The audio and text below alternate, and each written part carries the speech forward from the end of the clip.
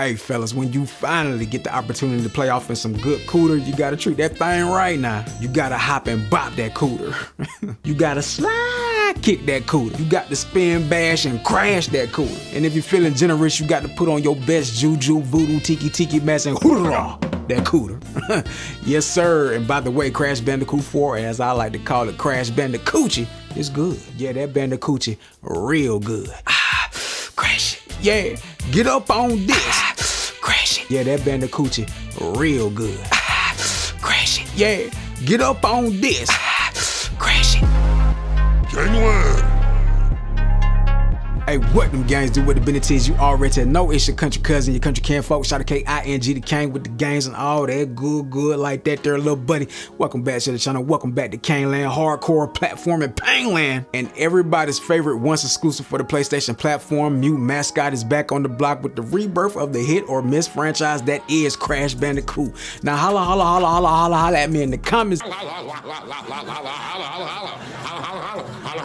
If you remember playing Crash with just the D-pad on the PlayStation, well before the DualShock ever existed, you fucking boomer. And if you played this new one with just the D-pad to get that old feeling back, you crazy person you. Now I remember not liking Crash when it originally dropped on the PS1 back in the day. You know, the forced perspective that was intentionally designed to make the platforming more difficult than need be was just some bullshit in my opinion. And not to mention the short height of Crash's jumps that always put you in a position of near death when hopping back and forth. That was also not enjoyable to me either. But with that being said, the characters in the universe had a distinct flavor all to its own, originally designed by Naughty Dog of course, and that led to the franchise grabbing the hearts and minds of the streets, regardless of whether or not you enjoyed the mechanics of the original games. Now eventually we got to the point where with this big surge of remakes and remasters that the original trilogy got expertly remade by Vicarious Visions. Hell, I even enjoyed it, and I guess on the back of that critical response and Activision probably just needing to pad out their portfolio, we've been low-key blessed with Crash 4. And I gotta admit that Crash 4 scratches my 3D platforming itch just good enough to earn the Caneland seal of approval, and we gonna speak on it right after I roll this Crash-tastical G-roll. Let's get it, baby.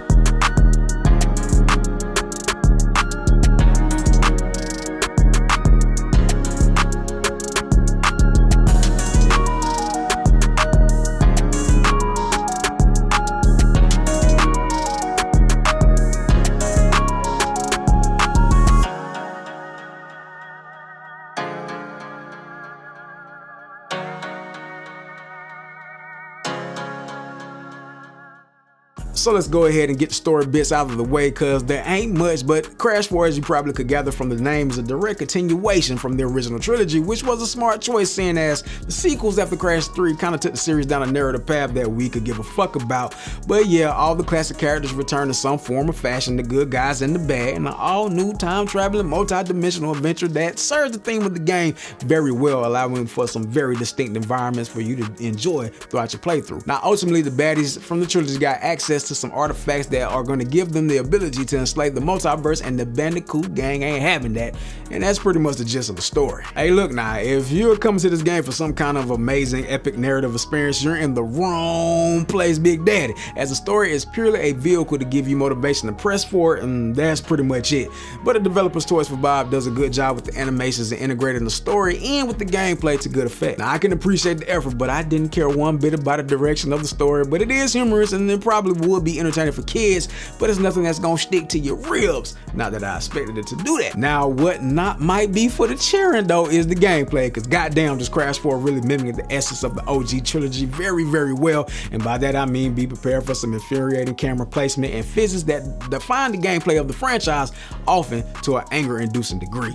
Expect the same the fuck moments when you just happen not to clear a gap, or you just happen to bounce off a crate that you were 100% sure you had the range locked in on. It made me sad and impressed at the same damn time that they were able to near perfectly emulate these OG feature sets. So yeah, the Crash Bandicoot faithful should feel right at home. Now there is some new life injected into the gameplay in the form of a constant double jump, no longer power up assisted, a more fluid feel to the character's movement, new playable characters with their own gameplay style, and new powers that come in the form of different dimensional masks that present themselves at key points at any given level to give you some new options. Now the newly playable characters, which were just NPCs before, offer a decent amount of change compared to the routine hop and bop gameplay of Crash and Coco. Tana, Crash's ex from the original games, is now a feisty fisticuffing female with the hook shot for range attacks and grappling specific points in the level, and while her segments are cool, it's not too much different than what you experience as Crash or Coco. Now Dingo Dial is the big plotting boy with a vacuum gun that can suck up objects and enemies and then shoot them into the environment for, destructible stuff.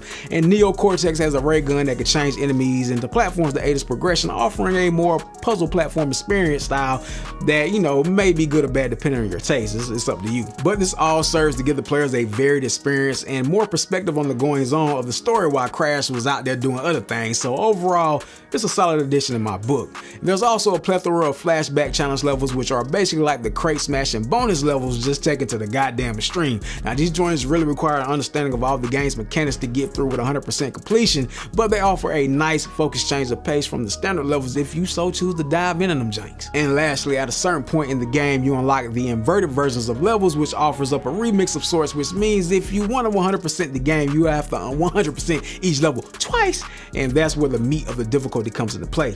Now blasting through levels and collecting whatever you're going to collect on your way is simple, fast, and fun, but just know if you're going for every gem on every level, prepare to hurt, because Crash 4 is back with the fun shit in this regard. Now finding the hidden gems on each level isn't too bad, but finding every crate can be a big old bitch, with Crash 4 still using the fixed camera angles as a way to hide crates just off screen or to obscure areas you wouldn't believe to be accessible, but they actually are, and probably contain the last crates that you need to complete that objective in every level, and I can't say I find that fun or smart at all. I would much rather a game challenge me with some difficult platforming to access an object that I know is there versus me running through the same damn level multiple times only to find out a crate or two was just off camera in a way that I would never naturally look for. But all of this is here to pad the game with quote unquote content to justify the price, and trust me little buddy, unless you're a Crash expert, expect to get a lot of runtime with the game if you're trying to complete everything. At the very least, they could have given us more freedom with the camera movement, but then I guess this wouldn't be a Crash game if they did something,